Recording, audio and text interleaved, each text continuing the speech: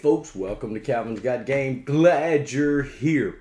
I'm continuing on my episodes of games that I really enjoy. They start at the games I enjoy, go all the way up to my favorites of certain letters from the alphabet. I'm going to go through the whole alphabet, but today we're on G. So before I get started, I want you to go ahead and hit that subscribe button, hit that like button if you enjoy the videos that we do, and also hit that bell for notifications when new ones come out. You'll be alerted to that. Guys, I got a lot of unsubscribed people that are watching the videos, so if you would subscribe, that would help my channel quite a bit. I sure would appreciate it. Hit that like button, let YouTube know that, hey, these videos are being liked. So let's get started with the games that I enjoy, going up to my favorites. So 10 to 5, I enjoy these games quite a bit, but then you get on up into 5 to 1. These are some of my favorite games. Now, I'm going through the alphabet, and today we're on G. I may not always have 10 games. I try to have 10, but, you know, I haven't played some games that start with certain letters, so we may only have 2, 3, 5, 7, whatever. But we'll get there. All right, let's get started with the 10 games that I enjoy playing that start with the letter G.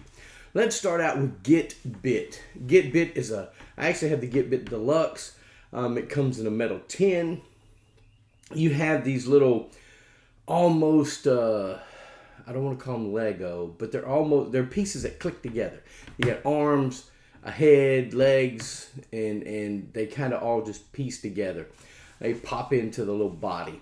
So what you're trying to do is you're trying to outwit other players by playing certain cards on the table face down, and then everybody will reveal.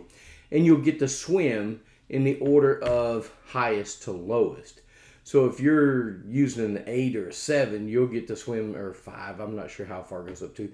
You'll get to swim faster than everybody else. But you can only use these cards once until you've played them all, and then you get to take them back.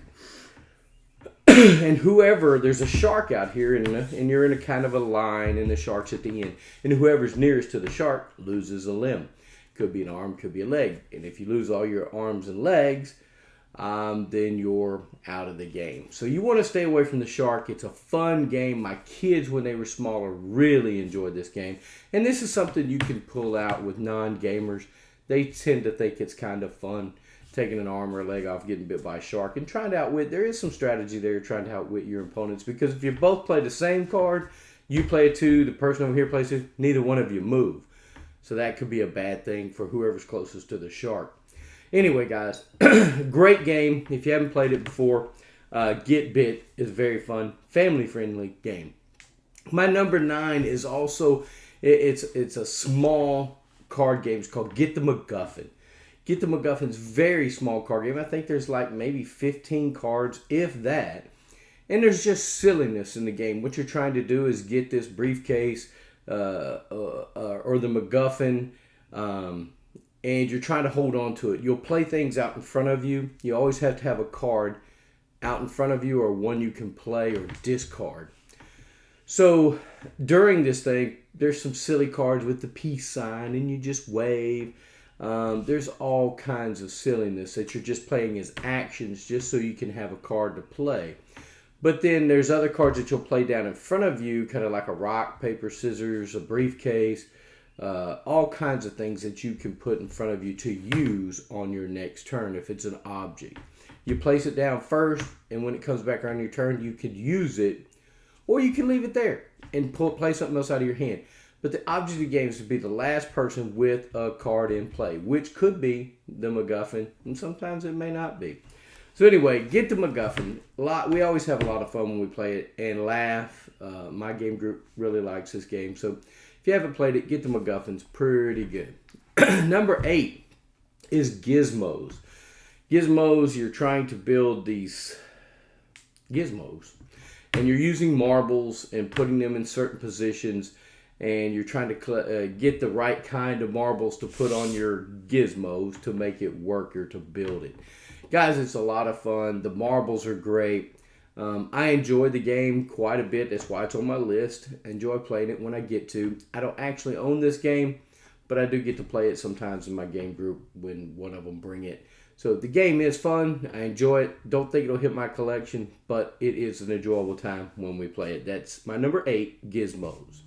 Number 7 is Ghostbusters. Ghostbusters, I mean, what else can you say about it? It's Ghostbusters, folks. You're going around trying to take out ghost. You're using the what is the car, the Eco One or whatever it's called, and you're going through and you're using it. You're jumping in and out of the car to go places and do things, and you're putting these rings on ghost. You're trying to use, you're using your blasters to try to subdue these ghosts and capture them.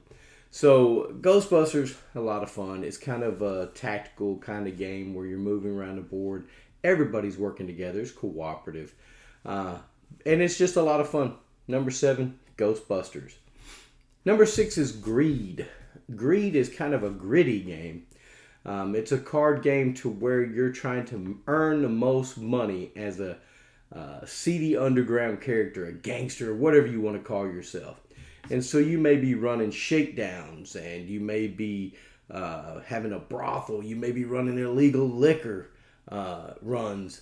This game is just a bunch of cards, but it is strategic and fun. And you only have certain things you can do, and sometimes you have to have certain cards to be able to play this card. You've got to make sure that you're getting everything that you need so you can make the money that you need to make. And there's some cards that you can play on other people that do things to them. So it's kind of a take that as well. But Greed, a lot of fun. That's why it's my number 6. Number 5 is Grifters. Grifters, I love this game. Another game set in kind of the, I want to say, it's made by Indie Boards and Cards, so it's kind of set in the Resistance, and I look over here because it's over here. It's set in the Resistance kind of world, and so once again, you're some shady characters trying to pull off some heists, and you've got to put together a team, and you put them in your hideout. But once you use a team, it's going to be about 3 rounds before it actually gets back into your hand. So you may lose a whole team of people for a couple of rounds before you get them back. There's also cards in there that can affect other players, and so you can take cards from them and do other things. You can also play a single card and just use it for the action on its card, but it still has to go through your hideout, so it's going to be a couple turns before you get that one back as well. This game is very strategic. It's a set collection kind of game where you're trying to complete these heists by completing the objectives that they need. They may need a red, blue, green, a couple of yellow cards, whatever the colors are. I think whatever the colors are. You're going to need to do that, and you'll earn money. You'll earn more people. So it's just a fun game. I really enjoy Grifters. Guys, if you've never played Grifters, check it out. I think you'll enjoy it. Grifters, my number 5. Number 4 is a big game, and it might surprise people it's not higher up on the list. It's my number 4. It's Gloomhaven. Gloomhaven is just such a beast of a game to get out. It doesn't hit my table very much. When I do get it out, it'll stay out for 2 or 3 days, so I can play different things through. I enjoy Gloomhaven, but it's just big, clunky, it's not clunky. It's got great mechanisms. I love the card play. I love the little standees of everything. The board is nice. When you're making the boards, everything looks great in this game. There's just so much in this box that it is a beast to get out. So enjoy playing it. That's why Gloomhaven is my number 4. Number 3 is called the Grand Austria Hotel. In this game, I don't actually own it, but my friend Josh owns it, and it is fantastic. You're bringing guests into your hotel, you're feeding them breakfast or whatever it is that you're eating, or just even coffee, and then you get them a room. But you got to make sure you have a room available for that certain type of customer. So it's a struggle opening rooms, getting customers in, and doing what needs to be done. But this game is awesome. I enjoy it so much. Grand Austria Hotel, my number 3. Number 2 is a cooperative game, and you're trying to run off ghosts. It's Ghost Stories. Ghost Stories is a pretty hard cooperative game where you're trying to keep these ghosts from coming into the city and destroying the little parts of the city. Because if too many parts of the city get destroyed, you lose the game. Guys, this game is fun. It's challenging. It's very, very difficult. Each person has their kind of section of the city they're trying to take care of. So it is a cooperative game, yes, because you can move around. But because you're a certain color of ninja or monk, you get to do special abilities. And there's also special abilities on the board that if you get to that area, instead of doing another action, you get to do the action on the actual board. Guys, Ghost Stories, a lot of fun, challenging cooperative game. If you enjoy those type of games, check out Ghost Stories. You might like it.